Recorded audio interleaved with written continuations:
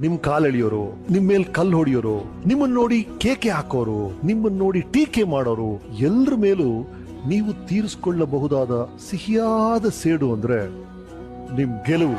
Good luck.